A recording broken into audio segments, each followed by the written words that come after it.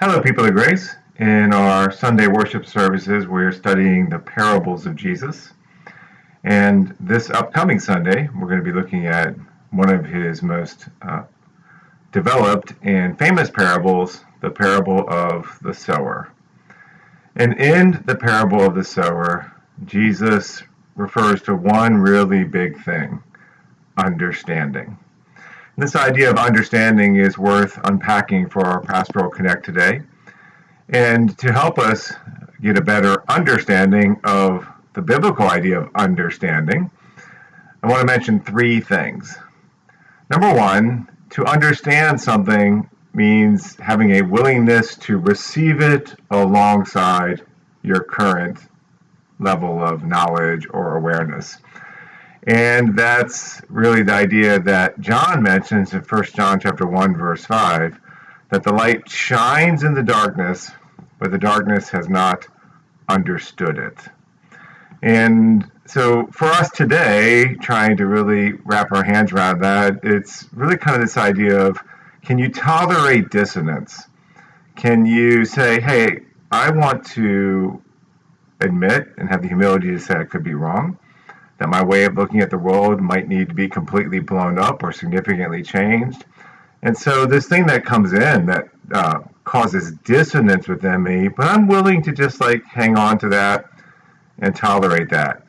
And darkness cannot tolerate the dissonance that the light brings. So what we need to ask ourselves today is, does even being challenged or having some dissonance inside me, does that by itself offend me? Because if it does, I'm not going to really get anywhere with understanding.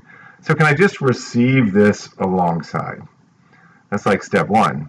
Step two is, if I receive it alongside and I'm willing to change, and this does come across as trustworthy and true and legitimately authoritative, and I'm willing to kind of sit in that dissonance for a while, kind of like Abraham sat in this dissonance between two promises from God.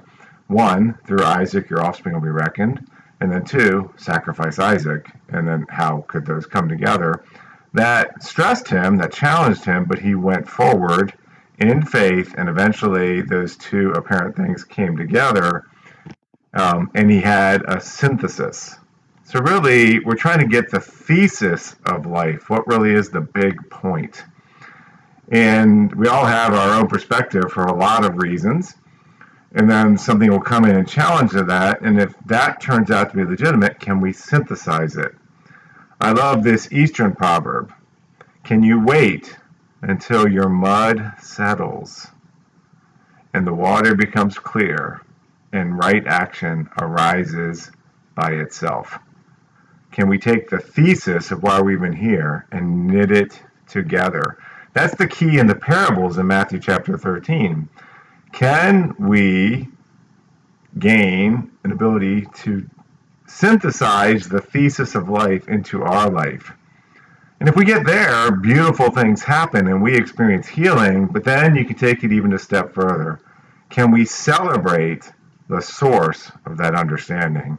Because it's not really us. It's not really our mind, or we're that smart. It's something that comes through our mind to us. And this is what 1 John chapter 5 says, is that the light has come and the Son of God has given us understanding, so the darkness can no longer control our destiny. So can we celebrate the source? Can we stay humble and recognize that something that captured and stirred me, that turned out to be light and love and beautiful and true, is not something I figured out because I'm such a great philosopher of life, but something that was a gift to me that I'm now just trying to offer to others. That's humbling, but it's also encouraging. Celebrate the source of understanding. Be encouraged and have a blessed day.